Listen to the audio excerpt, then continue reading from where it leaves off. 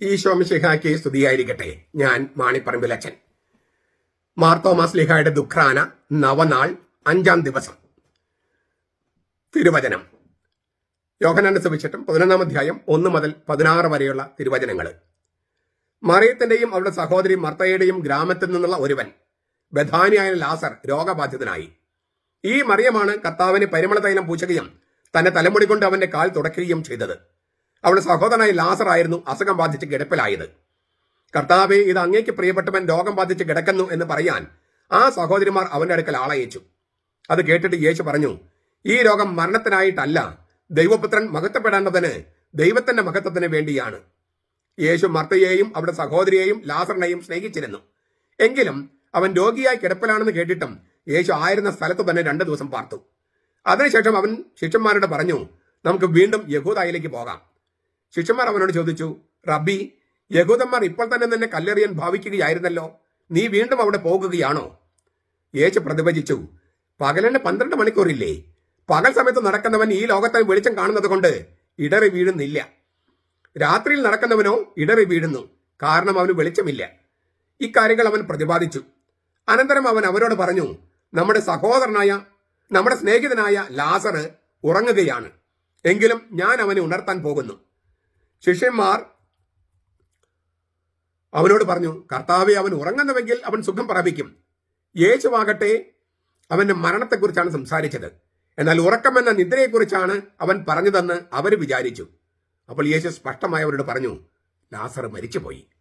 ഞാൻ അവിടെ ഇല്ലാഞ്ഞതിൽ നിങ്ങളെ വിചാരിച്ച് സന്തോഷിക്കുന്നു. നിങ്ങൾ വിശ്വസിക്കാൻ ഇടയാകുമല്ലോ. എങ്കിൽ നമുക്ക് അവന്റെ അടുക്കലേക്ക് പോകാം. ദീദിമോസ് എന്നു പേരുള്ള തോമസ് സഹശിഷ്യന്മാരോട് പറഞ്ഞു, അവനോടുകൂടെ മരിക്കേണ്ടതിന് നമുക്കും പോകാം. അവനോടുകൂടെ മരിക്കേണ്ടതിന് നമുക്കും പോകാം എന്ന് തോമസ് ലീഹ തന്റെ സഹശിഷ്യന്മാരോട് പറയാണ്. വാസ്തവത്തിൽ എന്താണ് തോമസ് ലീഹ ഉദ്ദേശിച്ചതെന്ന് നമുക്ക് അത്ര വ്യക്തമില്ല. ചില വേദശാസ്ത്രികൾ പറയുന്നത് അവനോടുകൂടെ എന്നത് ഈശോയെ അല്ല ഉദ്ദേശിക്കുന്നത്, ലാസറിനെയാണെന്നാണ്. അതായത് ഈശോയുടെ കൂടെ യഹൂദയിലേക്ക് പോയാൽ ലാസറിന്റെ ഗതിയായിരിക്കും, മരണമായിരിക്കും നമുക്ക് കിട്ടുക. അവനോടുകൂടെ മരിക്കേണ്ടതിന് ലാസറിന്റെ കൂടെ മരിക്കാൻ നമുക്ക് പോകാം. അതായത് ലാസറിനെ പോലെ നമ്മളും മരിക്കും, അവർ നമ്മൾ കൊല്ലും. പക്ഷെ ഈ ഭാഷ അത്ര ശരിയാണോ? തോമസിലെ ഉദ്ദേശിച്ചത് ഈ അവനോടുകൂടെ എന്ന് പറയുന്നത് ലാസറാണോ? അല്ല, ഈശോ തന്നെയാണ്. അങ്ങനെയെങ്കിൽ എന്തായിരുന്നു തോമസ് ലീഹയുടെ മനസ്സിൽ? നമുക്ക് പിടികിട്ടാൻ പ്രയാസമുള്ള ഒരു സംഗതിയാണ് തോമസ് പറഞ്ഞത്. അപ്പോൾ പല നിർദ്ദേശങ്ങളാണ് മുന്നോട്ട് വെച്ചിരിക്കുന്നത്. ഞാനതിലെ മുഖ്യമായത് ഒരു 7 എണ്ണം ഞാൻ നിങ്ങളുടെ മുമ്പിൽ അവതരിപ്പിക്കുക. എല്ലാം എക്സ്ക്ലൂസീവ് അല്ല, അതായത് കുറച്ചൊക്കെ അങ്ങോട്ടും കവിഞ്ഞ് കിടക്കുന്നതാണ്. എങ്കിലും 7 ആയിട്ട് തിരിക്കാം. ഈ തോമസ് ലീഹ പറഞ്ഞ എന്താണ് ഉദ്ദേശിച്ചതെന്ന് 7 നിർദ്ദേശങ്ങളാണ് നൽകപ്പെട്ടിരിക്കുന്നത്. പരസ്പരം കവിഞ്ഞു കിടക്കുന്ന 7 നിർദ്ദേശങ്ങൾ. ആ 7 എണ്ണം മാത്രം ഞാൻ സൂചിപ്പിക്കുകയാണ്. 1-ാമത്തെ നിർദ്ദേശം, തോമസ് ലീഹ പ്രത്യാശയില്ലാത്ത മനുഷ്യനാണ്. ഇരുണ്ട ആശങ്കയുടെ പക്ഷത്ത് നിന്നേ തോമസ് സംസാരിക്കുകയുള്ളൂ. അവന്റെ കൂടെ പോയാൽ ജീവിക്കാനല്ല, മരിക്കാനാണ് യോഗം. യഹൂദയിലേക്ക് ഗുരുവിനോടൊപ്പം പോയാൽ ഈ ഗുരുവും കൊല്ലപ്പെടും, ശിഷ്യന്മാരായ നമ്മളും കൊല്ലപ്പെടും. പക്ഷെ നമുക്ക് വേറെ വഴിയില്ല. കാരണം നാം അവനെ സ്നേഹിച്ചു പോയി, നാം അവനെ അനുഗമിച്ചു പോയി. അപ്പോൾ ഇനിയിപ്പം പറഞ്ഞിട്ട് കാര്യമില്ല. പ്രത്യാശയില്ലാത്തൊരു വാക്കാണെന്നാണ് ചിലർ വ്യാഖ്യാനിക്കണേ. 2-ാമത്തെ വ്യാഖ്യാനം, ചിന്താശൂന്യമായ തീക്ഷ്ണതയുടെ ഉടമയാണ് തോമസ് ലീഹ.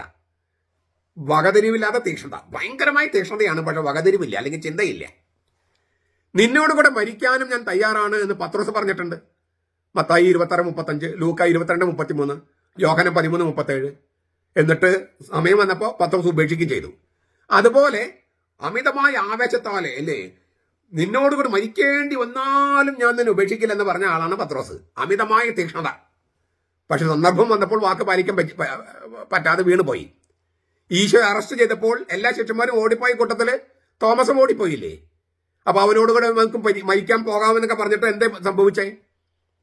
അവനോടുകൂടെ മരിക്കേണ്ടതിന് നമുക്ക് അവന്റെ കൂടെ പോകാൻ പറഞ്ഞിട്ട് എന്തിനാണ് യേശുവിനെ അറസ്റ്റ് ചെയ്തപ്പം ഓടിപ്പോയത്? ആ തീക്ഷ്ണത എവിടെയാ? നമ്മളൊക്കെ ഇപ്പൊ അനുഭവിക്കുന്ന അതേ പ്രശ്നമാണ്. ഈ ഞാൻ ചില പരിപാടികൾ എറണാകുളം അങ്കമാലി അതിരൂപതയിൽ വെക്കാന്ന് വെച്ചാൽ പേടിയാണ് ആളുകൾക്ക്. കൊല്ലുത്രേ. മുന്നേറ്റക്കാർ വന്ന് കൊല്ലും, ഉദയംപേരൂർക്കാർ വന്ന് കൊല്ലും, പിന്നെ വിമതർ വന്ന് കൊല്ലും. കൊല്ലണമെങ്കിൽ കൊല്ലട്ടെ എന്ന് വിചാരിക്കാൻ പറ്റാത്ത നമുക്ക്. അവനോടുകൂടി മരിക്കാൻ പോകാമെന്ന് പറഞ്ഞ തോമായുടെ മക്കളല്ലേ. ഞാൻ മരിക്കാൻ നടക്കുന്ന ആളാണ്. 34-ാമത്തെ വയസ്സ് മുതൽ ഇപ്പം എനിക്ക് 62 വയസ്സ്. എല്ലാ ദിവസവും പല പ്രാവശ്യം ഞാനിങ്ങനെ പ്രസംഗിച്ചുകൊണ്ടിരിക്കുമ്പോൾ ആരെങ്കിലും പോയിന്റ് ബ്ലാങ്കിൽ തന്നെ വെടിവെച്ച് കൊല്ലണമെന്ന് പ്രാർത്ഥിക്കുന്ന ആളാണ് ഞാൻ. എന്നിട്ട് ആ രക്തം വാർന്ന് വീഴുമ്പോൾ ആ രക്തം എടുത്തിട്ട് ഈ കൊലപാതകയുടെ നെറ്റത്ത് ഒരു കുരിശ് വരച്ചിട്ട് ഹായ് ജീസസ് എന്ന് പറഞ്ഞ് മരിക്കണമെന്നാണ് എൻ്റെ മോഹം. എല്ലാ ദിവസവും ഞാൻ അത് പ്രാർത്ഥിക്കുന്നു. ഇതൊരു കൃപയാണ്. ദൈവം കനിഞ്ഞാൽ മാത്രമേ അത് കിട്ടുള്ളൂ. അങ്ങനെ കർത്താവിന് വേണ്ടി കൊല്ലപ്പെടണമെന്ന് ദിവസവും പ്രാർത്ഥിക്കുന്ന, പല പ്രാവശ്യം പ്രാർത്ഥിക്കുന്ന ആളാണ് ഞാൻ. അതുകൊണ്ട് തന്നെ പണ്ട് പോലീസ് പ്രൊട്ടക്ഷൻ ജീവിച്ചപ്പോഴും ഒളിപ്പോര് പോലെ സുവിശേഷം പ്രസംഗിക്കാനായിട്ട് സൗദി അറേബ്യയിൽ പോയപ്പോഴും ഒന്നും എനിക്കൊരു പേടി അന്നുമില്ല, ഇന്നുമില്ല, ഇപ്പോഴും ഇല്ല, ചെറുപ്പത്തിലും ഉണ്ടായിരുന്നില്ല. പക്ഷേ കർത്താവിന് വേണ്ടി മരിക്കാൻ ചാൻസ് കിട്ടുമ്പം അങ്ങോട്ട് പോകണ്ട, അവിടെ വെക്കണ്ട, ഇവിടെ വെക്കണ്ട. എനിക്കറിഞ്ഞുകൂടാ. നമ്മളെല്ലാം ചിലപ്പോൾ ഈ പത്രോസിനെ പോലെയും തോമായെ പോലെയും നമ്മളായി പോകുന്നുണ്ടാകാം. 3, ഒരേ സമയം പേടിയും അവിശ്വാസവും ഒരു വശത്തും ചങ്കൂറ്റും സന്ദേഹവും മറുവശത്തുമുള്ള ഒരു ഇരട്ട വ്യക്തിത്വത്തിന്റെ ആളായിരുന്നു തോമാസ് ലീഹ. അങ്ങനെ ഒരു ധ്വനി ഈ വചനത്തിലുണ്ടെന്ന്. ഇരട്ട എന്ന ചെല്ലപ്പേരിനെ അന്വർത്ഥമാക്കുന്ന ദ്വന്ദ്വാത്മകത ഇല്ലേ, ദ്വന്ദ്ം. ഒരേ സമയം പേടി അവിശ്വാസം ഒരു വശത്ത്, മറുവശത്ത് ചങ്കൂറ്റം, അന്ന് അപ്പോഴും ഉടനെ സന്ദേഹം. ഇങ്ങനെ ഒരു ദ്വന്ദ്ഭാവം, ഇരട്ട ദ്വന്ദ്ഭാവം, അതിന്റെ ഒരു പ്രതികരണമാണെന്നാണ് 3-ാമത്തെ ഒരു നിർദ്ദേശം.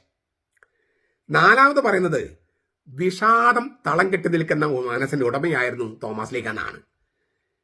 മെലങ്കോളിക്ക്. അങ്ങനെയുള്ള മനസ്സിൽ നിന്ന് വരുന്ന അശുഭ ചിന്തയാണത്രേ ഇത്. അതേസമയം ഈശോയോടുള്ള കൂറ് നിമിത്തം അവന് തനിയെ വിടാനുള്ള വിസമ്മതമുണ്ട്. അപ്പോ ഒരു വശത്ത് വിഷാദം, മറുവശത്ത് ഈശോയുള്ള സ്നേഹം. തോമസിന്റെ മനസ്സിലുള്ളത് ഏതാണ്ട് ഇങ്ങനെ പകർത്താം. ഈശോയ്ക്ക് ഇനി അവശേഷിക്കുന്ന മരണമാണ്. യഹൂദയിലേക്ക് പോകുന്ന പറഞ്ഞാൽ മരിക്കാൻ പോകുന്ന അർത്ഥം. കിരീടമില്ലാതെ, സിംഹാസനമില്ലാതെ, വസ്ത്രമില്ലാതെ നാണം കെട്ട് മരിക്കുക. അതാണ് ഈശോയെ കാത്തിരിക്കുന്നത്, അറിയാം. എങ്കിലും ഞാൻ അവനെ സ്നേഹിക്കുന്നു, ഞാൻ അവനെ തനിയെ വിടില്ല. വിഷാദൊക്കെയാണ്, പക്ഷെ അവന് വിടാൻ നിവൃത്തിയില്ല, തനിച്ച് വിടാൻ നിവൃത്തിയില്ല. 5 നേരത്തെ പറഞ്ഞുമായിട്ട് ബന്ധപ്പെട്ട ഒരു വ്യാഖ്യാനമാണ്. തോമാസ് ലീഹയുടെ മനസ്സിലെ പോരാട്ടമാണ് ഈ തിരുവചനത്തിൽ തെളിഞ്ഞു നിൽക്കുന്നത്. ദ്വന്ദ്വയുദ്ധം നടക്കുന്നത് തോമസിന്റെ മനസ്സിലാണ്. ഈശോയോടുള്ള സ്നേഹം ഒരു വശത്ത്, ജീവിതത്തിന് കറുത്ത നിഴലുകൾ മറുവശത്ത്. ക്രിസ്തുവിന്റെ ശിഷ്യന്മാരിൽ പലരിലും സംഭവിക്കുന്ന ദ്വന്ദ്വയുദ്ധമാണിത്. വിശ്വാസവും അവിശ്വാസവും തമ്മിലുള്ള ഒരു പോരാട്ടം നമ്മുടെ മനസ്സിൽ നടക്കുന്നു. തോമസിന്റെ മനസ്സിലും അത് തന്നെ നടക്കുകയാണ്. ഈശോയുടെ കൂടെ പോകണോ അതോ പിന്തിരിയണോ? ഏതാണ് ജയിക്കുക? അവസാനം വിശ്വാസം ജയിക്കുന്നുണ്ട് തോമസിന്റെ കാര്യത്തില്. നമ്മുടെ കാര്യത്തിലോ? നമുക്ക് ഇതൊരു വലിയ പ്രശ്നമാണ്. പള്ളിയിൽ പോണോ പോണ്ടേ? സഭയുടെ കൂടെ നിൽക്കണോ നിൽക്കണ്ടേ? അങ്ങനെ സഭയുടെ കൂടെ നിൽക്കാൻ പോയാൽ വീട്ടുകാരെ എതിർപ്പാവും, ഭാര്യ, മക്കള്, അതൊക്കെ പ്രശ്നമാണ്. അപ്പൊ വല്ലാത്തൊരു ഒരു ഒരു ഒരു എന്താ പറയുക, ദ്വന്ദ്വ പോരാട്ടം നമ്മുടെ മനസ്സിൽ നടക്കുന്നുണ്ട്. വിശ്വാസം അവിശ്വാസം തമ്മിൽ, സ്നേഹവും ഭയവും തമ്മിൽ, അങ്ങനെ ഇല്ലേ, സഭയും ലോകവും തമ്മിൽ ഈ പോരാട്ടം നമ്മുടെ മനസ്സിൽ നടക്കുക. തോമസിന്റെ കാര്യത്തിൽ അവസാനം വിശ്വാസം ജയിച്ചു. നമ്മുടെ കാര്യത്തിലോ? 6, താൻ മനസ്സിലാക്കിയതിനേക്കാൾ കൂടുതലാണ് തോമസ് വെളിപ്പെടുത്തുന്നത്. എല്ലാ ക്രിസ്ത്യാനികളും ചെയ്യേണ്ട കാര്യമാണ് തോമസ് വെളിപ്പെടുത്തിയത്. ഈ സന്ദേഹത്തിന്റെ 18-ാം പടി കടന്നിട്ടാണ് പരിഭാഗമാണ് വിശ്വാസത്തിലേക്ക് എത്തിച്ചേർന്നത് എന്ന് തോമസിലേക്ക് വെളിപ്പെടുത്തുക. സത്യവിശ്വാസത്തിൽ കടന്നു വരുന്നത് സാവകാശമാണ്. സന്ദേഹത്തിന്റെ 18-ാം പടി കടന്നിട്ട് വേണം. മാത്രമല്ല, എല്ലാ ക്രിസ്ത്യാനികളെയും ഭാഗധേയമാണ് രക്തസാക്ഷിത്വം. ഒന്നുകിൽ വെളുത്ത രക്തസാക്ഷിത്വം, അനുദിന ജീവിതം, അതൊരു രക്തസാക്ഷിത്വം അല്ലേ. ഇപ്പൊ നമ്മൾ എറണാകുളം അങ്കമാലി അതിരൂപതയിൽ സഭയ്ക്ക് വേണ്ടി നിലകൊള്ളുക എന്ന് പറഞ്ഞാൽ അത് അനുദിന രക്തസാക്ഷിത്വമാണ്. അത് അടിമതിക്കാരുടെ കൂട്ടത്തിൽ കൂടുന്നതല്ല പറഞ്ഞത്, സംഘടനയിൽ പ്രവർത്തിക്കുന്നതല്ല. കർത്താവിന് വേണ്ടി നമ്മൾ പോരാടുകയോ തനിച്ചു നിൽക്കുകയോ ചെയ്താൽ അതൊരു രക്തസാക്ഷിത്വമാണ്. ചിലപ്പോൾ ചുവന്ന രക്തസാക്ഷിത്വം, കൊല്ലപ്പെടാം. ക്രിസ്തുവിനെ വേണ്ടി അനുദിനം ജീവിക്കുന്നതാണ് വെളുത്ത രക്തസാക്ഷിത്വം. ക്രിസ്ത്യാനി എന്ന നിലയിൽ കൊല്ലപ്പെടുന്നതാണ് ചുവന്ന രക്തസാക്ഷിത്വം. ക്രിസ്തുവർഷം 72 ഭാരത മണ്ണിലെ ശത്രുക്കളാൽ വധിക്കപ്പെട്ട് ചുവന്ന രക്തസാക്ഷിയായി മരിച്ചവനാണ് തോമസ് ലീഹ. അപ്പോൾ അവൻ തെളിയിക്കുന്നുണ്ട്, ഈ പറഞ്ഞ 18-ാം പടിയും സന്ദേഹത്തിന്റെ 18-ാം പടിയും കടന്ന് സത്യവിശ്വാസത്തിലെത്തി അത് തെളിയിച്ചു. 7-ാമത്തെ ഒരു വ്യാഖ്യാനം, പകല് നടക്കുന്നവൻ കാൽ തട്ടി വീഴുന്നില്ല എന്ന ഈശോയുടെ പ്രസ്താവത്തെ ഈ ഘട്ടത്തിൽ മനസ്സിലാക്കിയത് തോമസ് മാത്രമാണ്. മരിക്കാനാണെങ്കിലും ജീവിക്കാനാണെങ്കിലും ഈശോയുടെ കൂടെ പോകാം. എനിക്ക് ജീവിക്കുക ക്രിസ്തുവും മരിക്കുക ലാഭവും എന്ന് പിന്നീട് പൗലോസ് പറയുന്നുണ്ട് തോമസ് ലീഗായുടെ ഈ വഴിയിലൂടെ നടന്ന്. ഫിലിപ്പിയ ലേഖനം 1:21. ഞാൻ പറഞ്ഞല്ലോ, ഈ വ്യാഖ്യാനം പലതും പരസ്പരം കവിഞ്ഞു കിടക്കുന്നു. യഹൂദായിൽ ഈശോ നേരിടാൻ സാധ്യതയുള്ള വധഭീഷണിയെ സാരമാക്കേണ്ടതില്ലെന്ന് തോമസ് ലീഗ ഉദ്ദേശിച്ചിരുന്നിരിക്കാം. ഇനി അത് സാരമാണെങ്കിൽ തന്നെ ചങ്കുറ്റത്തോടെ നേരിടാമെന്നും. ഏത് ക്രിസ്ത്യാനിക്കും ഉണ്ടായിരിക്കേണ്ട ആത്മവിശ്വാസമാണിത്.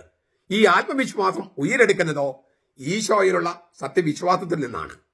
നമുക്ക് ഈ ആത്മവിശ്വാസം കുറവുണ്ടെങ്കിൽ അർത്ഥം നമുക്ക് ഈശോയിലും ദൈവത്തിലുമുള്ള വിശ്വാസത്തിൽ അത്ര അങ്ങോട്ട് ഉറപ്പില്ലെന്നാണ്.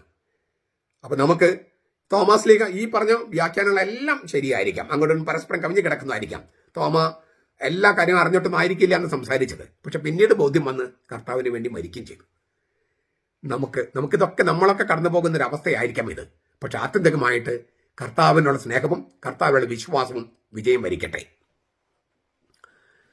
ഇന്ന് ഞാൻ സൽപ്രവൃത്തിയായിട്ട് നിങ്ങളുടെ മുമ്പിൽ നിർദ്ദേശിക്കുന്നത്, നമ്മുടെ കുർബാനയുടെ ഓരോ പ്രാർത്ഥനയുടെയും ഓരോ ആചാരത്തിൻ്റെയും വ്യാഖ്യാനം 2 വോള്യമായിട്ട് തോമസ് മണ്ണൂരം പറമ്പിലച്ചൻ തയ്യാറാക്കിയിട്ടുണ്ട്. തലശ്ശേരി അതിരൂപതയിലെ തോമസ് മണ്ണൂരം പറമ്പിലച്ചൻ.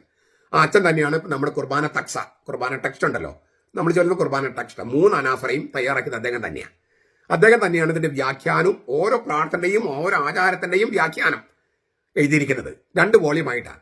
അതിൽ ആദ്യത്തെ വോള്യം സീറോ മലബാർ സഭയുടെ കുർബാന ഒരു പഠനം വാല്യം 1. അതൊരു കോപ്പി വാങ്ങിച്ച് വായിക്കുക. നിങ്ങൾ പള്ളിയിൽ കുർബാനയ്ക്ക് പോകുന്നു, അച്ഛൻ പല കാര്യങ്ങൾ ചെയ്യുന്നു, നിങ്ങൾ പല കാര്യങ്ങൾ ചെയ്യുന്നു. എന്താണ് അതിനർത്ഥം? അത് ഈ പുസ്തകത്തിലുണ്ട്. 1-ാമത്തെ വോള്യം അനാഫറ, അതായത് ദേവാലയ പ്രവേശനം വരെയുള്ള ഭാഗമാണ്. ഉറവിടങ്ങൾ തുടങ്ങി പെസഹ തിരുനാള പ്രാർത്ഥന തുടങ്ങി മധുബക പ്രവേശനം വരെയുള്ളതാണ് 1-ാമത്തെ വോള്യത്തിൽ. അതിന്റെ ഒരു കോപ്പി വായിച്ച് പഠിച്ച് കുർബാനയിൽ അച്ഛൻ ചെയ്യുന്ന ഓരോ ആചാരങ്ങൾക്കും നിങ്ങൾ ചെയ്യുന്ന ഓരോ ആചാരങ്ങൾക്കും ഓരോ പ്രാർത്ഥനയ്ക്കും ഒക്കെ അർത്ഥമുണ്ട്, ദൈവശാസ്ത്രപരമായ അർത്ഥമുണ്ട്. അതൊന്ന് പഠിക്കുക. എന്നിട്ട് മറ്റുള്ളവരെ പഠിപ്പിക്കാനായിട്ട് ഒരു എക്സ്ട്രാ കോപ്പി വാങ്ങി വിതരണം ചെയ്യുക. അച്ഛന്മാർക്കും കന്യാസ്ത്രമാർക്കും പള്ളിയിൽ ശുശ്രൂഷിക്കുന്നവർക്കും മതബോധന അധ്യാപകർക്കും ഒക്കെ കൊടുക്കാം. അപ്പോൾ ഒരു ചെറിയ ത്യാഗമുണ്ട്, കാരണം കുറച്ച് പൈസ ചെലവാക്കണം. തോമസ് ലീഗയുടെ തിരുനാളിന് ഇത്തവണ ഇച്ചിരി പൈസ ചെലവാക്കി ഈ ഒരു സൽപ്രവൃത്തി ചെയ്യണമെന്നാണ് എൻ്റെ അഭിപ്രായം. എൻ്റെ ഒരു നിർദ്ദേശം. സുഹൃത ജപം എൻ്റെ കർത്താവേ എൻ്റെ ദൈവമെന്ന് തോമസ് ലീഗ പറഞ്ഞത് നമ്മൾ പല ഭാഷകളിൽ പറയുമായിരുന്നു. ഇന്ന് നമ്മൾ ഹീബ്രു ഭാഷയിലാണ് പറയുന്നത്. ഹീബ്രു ഭാഷയിൽ, വിശുദ്ധ ഭാഷ എന്ന് പറയുന്ന പഴയ എഴുതപ്പെട്ട ഹീബ്രു ഭാഷയിൽ അദോനി വേ എലോഹായ് എന്നാണ് ഹീബ്രുവിലെ. അദോനി എൻ്റെ കർത്താവേ, വേ എന്ന് പറഞ്ഞാൽ ആൻഡ്, എലോഹായ് ദൈവമേ. അദോനി വേ എലോഹായ്. തോമാസികയോട് ചേർന്ന് തോമാസിക ചെയ്തതുപോലെ ഈശോയെ നോക്കി അവനോട് അദോനി വേ എലോഹായ് എന്ന് പല പ്രാവശ്യം ഉരുവിടുക ഇന്ന് സുഹൃദൈവം. നമ്മുടെ കർത്താവ് ഈശോ മിശിഹായുടെ കൃപയും പിതാവായ ദൈവത്തിന്റെ സ്നേഹവും പരിശുദ്ധാത്മാവിന്റെ സഹവാസവും നാം എല്ലാവരോടും കൂടി ഉണ്ടായിരിക്കട്ടെ, ഇപ്പോഴും എപ്പോഴും എന്നേക്കും. ആമീൻ.